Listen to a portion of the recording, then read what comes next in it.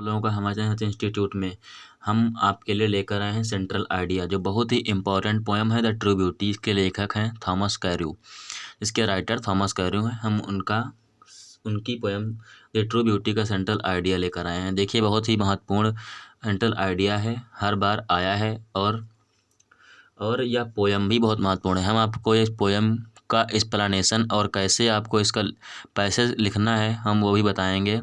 चलिए शुरू करते हैं अपना टॉपिक। देखिए, central idea the true beauty का है। The poem the true beauty, इसको आप ब्लैक पेन से लिखना है और कॉमा कर देना है, जिससे कि थोड़ा अट्रैक्टिव भी लगने लगेगा और यह नियम भी है इसको लिखने का।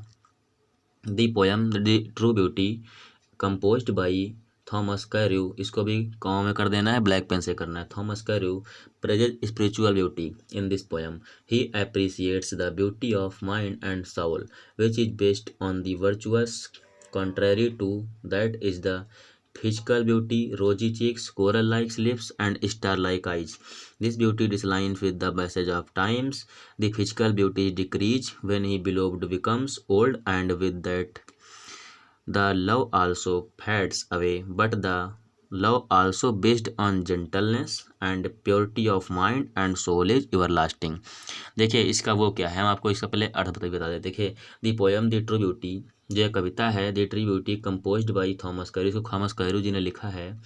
प्रेजेंट स्पिरिचुअल ब्यूटी, जो स्पिरिचुअल ब्यूटी प्राकृतिक ब्यूटी की, प्राकृतिक सुंदरता की प्रशंसा करती है। इन दिस पोएम, इस पोएम में he appreciates the beauty of mind and soul, वह इस कविता में वह स्पिरिचुअल ब्यूटी, इस कविता में वह स्पिरिचुअल ब्यूटी और दिमाग की ब्यूटी, माइंड की ब्यूटी और अंदर की सुंदरता को ही महत्वपूर्ण बताते हैं। Which is based on the virtuous, जो एक प्राकृतिक पर आधारित है। कॉन्ट्रेरी टू डैट, वह इसका कंट्रोरी मतलब विरोध, वह इसका विरोध करते हैं। इज़ द फिजिकल ब्यूटी रोजी चीक्स, वह रोजी चीक्स मतलब कि गाल का, चिकने लिप्स होठों का, एंड स्टार लाइक आइज का विरोध करते हैं।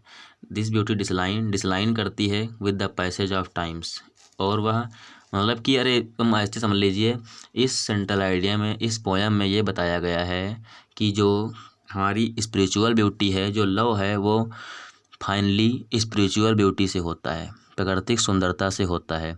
वह बाहरी सुंदरता, जैसे हमारे रोजी चीक, सुंदर आँखें, सुंदर गाल, सुंदर चेहरे, इससे नहीं होता है। यह ब्यूटी कुछ दिनों तक रहती है, जो हम ओल्ड हो जाते हैं तब यह ब्यूटी चली जाती है। देखिए, लिखा भी है, when he beloved becomes old and with that the love also fades, जब हम ओल्ड हो जाते हैं तब जो हमारा लव है, प्रेम है, वह चला जाता है। इस कविता में यही बताया गया है, थॉमस कैर्यू जी ने यही बताया है कि जो स्पिरिचुअल ब्यूटी, जो माइंड की ब्यूटी है, जो आत्मा की सुंदरता है, जो दिमाग की सुंदरता है, वही मेन सुंदरता होती है।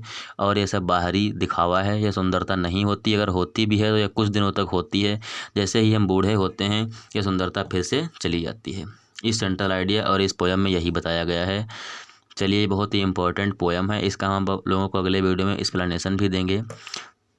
तब तक के लिए पढ़ते रहिए। आप लोगों का 6 अप्रैल को इंग्लिश का पेपर है। मिलते हैं नेक्स्ट वीडियो में।